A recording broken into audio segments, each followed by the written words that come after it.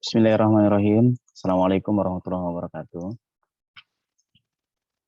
Pada kesempatan kali ini, saya Heri Cahyono, mahasiswa Pascasarjana Universitas Al-Azhar Indonesia, ingin memaparkan materi mata kuliah e-commerce. Yang pertama, ucapan terima kasih, salam hormat kepada Profesor Dr. Masriati Nurhidayati, SHMH, sebagai pengampu mata kuliah ini. Kemudian, terima kasih juga saya sampaikan kepada teman-teman semua yang telah banyak membantu dan berdiskusi sehingga makalah ini serta konten tugas ini dapat terselesaikan. Baik, langsung ke materi. Saya akan coba memaparkan materi sesuai tugas yang sudah diberikan oleh dosen pengampu.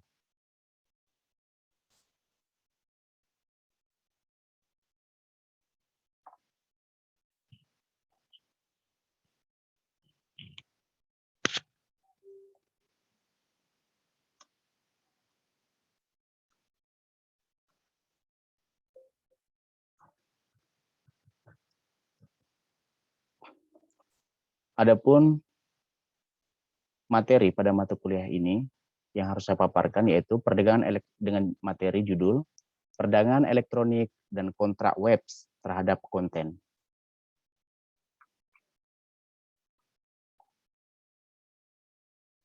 Nah, pada materi ini saya lebih konsen bagaimana melihat kepastian hukum terhadap perdagangan elektronik. Sehingga di sini nanti akan lebih mengedepankan aspek-aspek hukumnya serta konsekuensinya. Yang pertama yaitu bahwa unsur-unsur penegakan hukum. Kita mulai masuk dari situ. Menurut Gustav Retzschrath, tujuan hukum yaitu pertama keadilan, kepastian, dan kemanfaatan.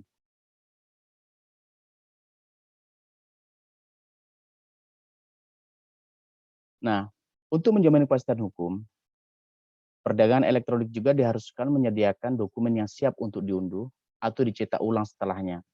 Tujuannya adalah untuk meningkatkan kepastian hukum, transparansi, dan prediktabilitas semua transaksi yang diselesaikan dengan cara elektronik. Jadi bahwa kepastian hukumnya, kenapa kemudian perdagangan elektronik yang kemudian lebih mengedepankan near face to face, yaitu orang lebih transaksinya itu melalui media internet, itu untuk memberikan kepastian hukum, maka perdagangan ini juga harus disertai dengan dokumen-dokumen yang siap diunduh oleh pihak-pihak yang terkait. Nah, ini sebagai jaminan hukum sehingga di kemudian hari ketika ada kendala-kendala, ada persoalan-persoalan ini bisa dipertanggungjawabkan.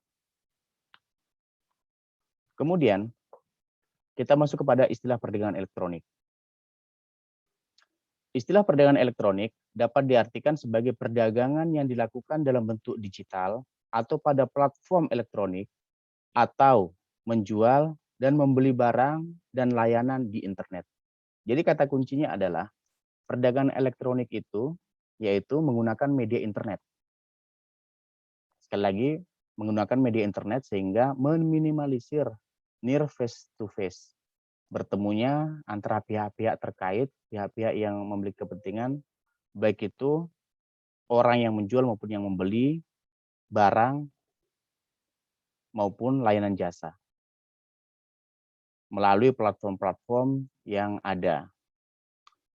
Nah, kemudian Organisasi untuk Kerjasama Ekonomi dan Pembangunan (OECD) mendefinisikan bahwa all form of commercial transaction involving both organization and individuals, which are based upon the electronic processing and transmission of data, including text, sound, and visual image, It also refers to the effect that the electronic exchange of commercial information have on the institution and process that support and govern commercial activities. Jadi bahwa semua bentuk transaksi perdagangan yang melibatkan organisasi dan individu yang didasarkan pada pemrosesan dan transmisi elektronik data, termasuk teks, suara, dan gambar visual adalah perdagangan elektronik. Jadi Bapak Ibu sekalian, bahwa semua aktivitas yang di situ melibatkan organisasi, individu, dalam pemrosesan, proses transmisinya, memasukkan data, teks, suara, dan gambar visual, semuanya adalah definisi dari perdagangan elektronik. Bapak Ibu sekalian, bahwa negara-negara Uni Eropa, inisiatif Eropa dalam perdagangan elektronik menjelaskan lebih lanjut perdagangan elektronik sebagai berikut, yaitu segala bentuk transaksi bisnis di mana para pihak berinteraksi secara elektronik bukan melalui pertukaran fisik. Ya, kata kuncinya bukan melalui pertukaran fisik, artinya bertemu langsung. Ada media di situ yaitu platform-platform, web, dan lain sebagainya yang digunakan untuk berkomunikasi, untuk melakukan transaksi. Ini mencakup terutama dua jenis aktivitas.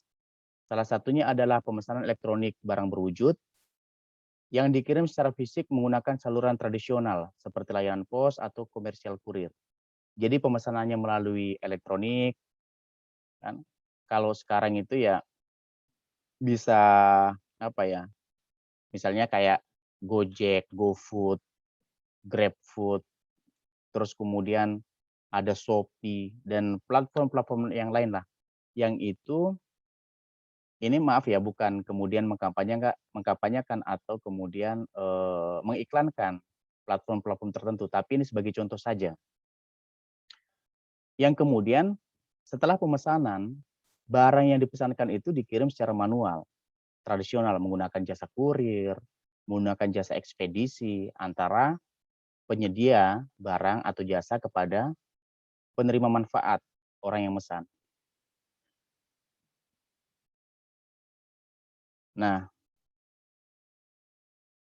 kemudian yang kedua yaitu perdagangan elektronik langsung, termasuk online pemesanan, pembayaran dan pengiriman barang dan jasa tidak berwujud, seperti perangkat lunak komputer, konten hiburan atau layanan informasi di skala global. Ini kita bisa, misalnya memesan, kita transaksi melalui platform-platform tertentu atau web. Kita mau berlangganan misalnya film, nonton. Banyak sekali web-web yang menyediakan nonton film online. Nah, ini kan cara aktivasinya pun melalui media online. Sehingga antara orang yang membutuhkan jasa hiburan dengan penyedia jasa hiburan ini tidak bertatapan langsung, tidak bertatap wajah. Semuanya diselesaikan lewat web, lewat near fisik, near face to face tadi itu. Baik Bapak Ibu, selanjutnya adalah, nah kalau tadi itu kita berbicara terkait bagaimana perdagangan e-commerce dan web. Nah sekarang permasalahan yang timbul dalam perdagangan elektronik. Kasus e-commerce. Sekarang kita mencoba sedikit memaparkan permasalahan yang timbul dalam perdagangan elektronik atau kasus e-commerce yang ada di Indonesia. Yang pertama yaitu telah terjadi sebanyak 13 juta akun pengguna Bukalapak dihack. Nah ini pada 2019 lalu 13 juta akun pengguna Bukalapak diretas oleh hacker asal Pakistan. Kemudian Kepala Komunikasi Korporat Bukalapak yaitu Ibu Intan Wibisono memberikan keterangan resmi. Yang kedua yaitu Tokopedia pernah kebobolan 91 juta akun.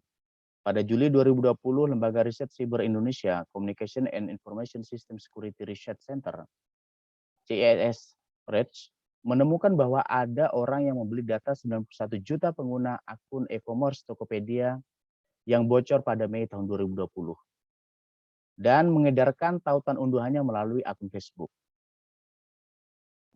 Kemudian yang ketiga, sebanyak 1,1 juta data pengguna RedSmart milik Lazada juga diretas. Pada Oktober 2020 lalu tercatat 1,1 juta data pengguna supermarket online RedSmart milik Lazada diretas. Banyak informasi pribadi yang diperjualbelikan seperti nama, nomor telepon, email, alamat, password, hingga nomor kartu kredit pengguna RedSmart. Nah, ini berbahayanya.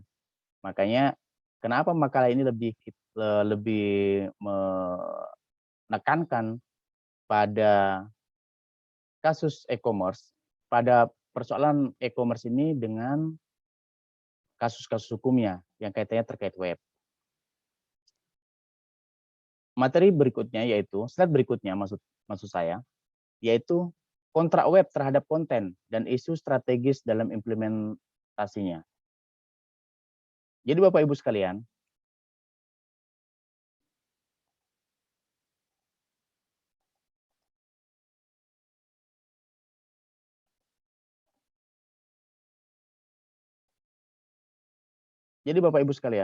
mohon maaf, ada kesalahan teknis tadi.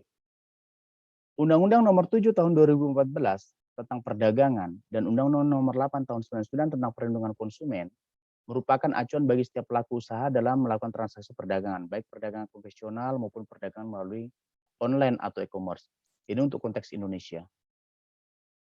Dalam konteks transaksi e-commerce, aspek hukum perlindungan konsumen yang berkaitan langsung dengan konsumen adalah yang mengenai aspek perbuatan yang dilarang bagi pelaku usaha dan tanggung jawab pelaku usaha. Aspek perbuatan yang dilarang bagi pelaku usaha dalam Undang-Undang Perlindungan Konsumen diatur dalam pasal 8 sampai dengan pasal 17. Aspek ini dapat diberlakukan apabila dapat dibuktikan bahwa barang dan atau jasa yang diperdagangkan melalui e-commerce melanggar ketentuan ini. Selanjutnya terkait dengan hal ini pula tentang dilarangnya iklan yang menyesatkan konsumen maupun yang mengelabui seolah-olah barang dan atau jasa yang ditawarkan mempunyai kondisi yang baik, namun pada kenyataannya tidak. Nah, ini kemudian karena sesuai dengan perkembangan teknologi, transaksi sekarang lebih banyak menggunakan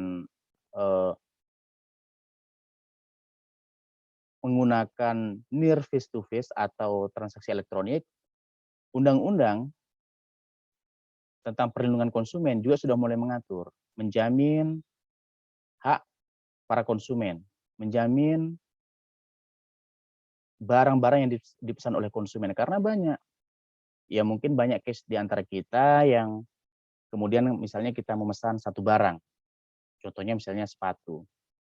Kita sudah pesan sepatu dengan nomor 40 misalnya. Karena menurut kita sepatu yang sering kita gunakan nomor 40. Ternyata setelah barang yang kita pesan datang, kita cek, lah nomor 40 ternyata 40 besar atau 40 kecil. 40 besar atau 40 kecil. Nah, ini kemudian menjadi masalah. Nah, persoalannya kemudian adalah apakah ada ruang hukum bagi pemesan untuk mendapatkan jaminan kualitas barang itu terhadap barang yang dipesankan oleh penyedia barang. Biasanya jaminannya ya hanya garansi. Tapi di luar garansi, garansi ini kan lebih ke bagaimana penggunaan barang, bukan terhadap barang yang digunakan. Nah, inilah hal-hal yang kemudian menjadi persoalan yang selama ini banyak kasus terjadi. Barang yang dipesan tidak sesuai dengan yang diinginkan oleh pemesan. Kemudian dalam undang-undang tersebut juga disampaikan bahwa pengaturan terhadap e-commerce itu diatur dalam Undang-Undang Perdagangan Bab 8 mengenai perdagangan melalui sistem elektronik pada pasal 65 dan 66. Sementara itu, untuk ketentuan lebih lanjut akan diatur dalam peraturan pemerintah.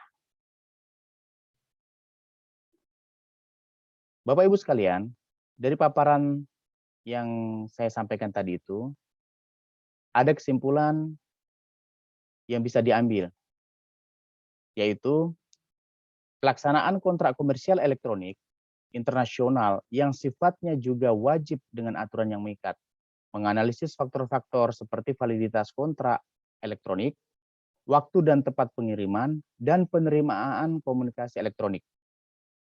Kesalahan dalam komunikasi elektronik dan lokasi. Ini juga berkontribusi pada dua masalah yang paling bisa diperdebatkan di kontrak elektronik. Satu adalah penawaran dan penerimaan, dan yang lainnya adalah perdebatan tentang produk. Kedua isu tersebut sayangnya tidak masuk ke dalam UN konvensi dan perundang-undangan nasional lainnya. Nah, ini masih menjadi persoalan. Sehingga ini menurut saya bisa menjadi kesimpulan. Terus kemudian, bisnis elektronik biasanya menggunakan materi pihak ketiga dalam desain atau konten situs web. Hal ini mungkin muncul karena bisnis elektronik melibatkan perancang web untuk menghasilkan situs web, atau mungkin materi itu dari situs web lain, atau pihak ketiga lainnya yang digunakan sebagai sumber untuk konten situs. Dalam setiap kasus di mana materi yang digunakan berasal dari sumber selain e-commerce, sangat penting untuk memastikan izin tersebut ada untuk penggunaannya. Kegagalan e-commerce terbuka untuk diambil tindakan pelanggaran.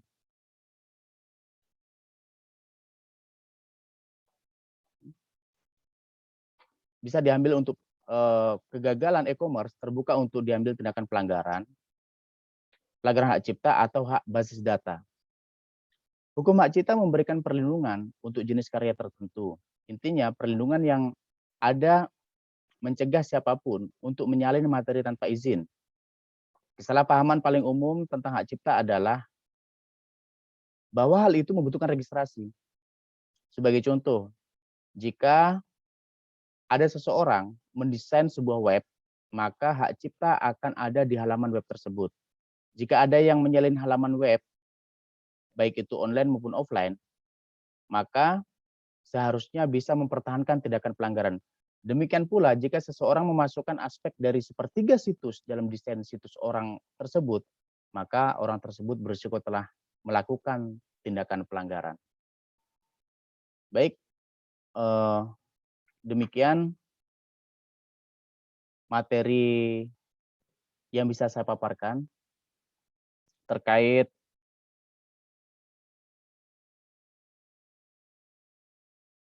materi e-commerce, yaitu perdagangan elektronik dan kontrak web terhadap konten.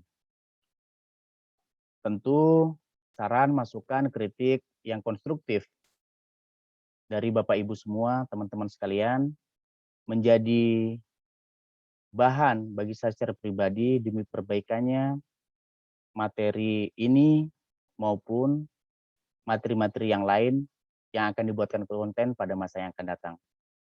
Kurang lebihnya mohon dimaafkan.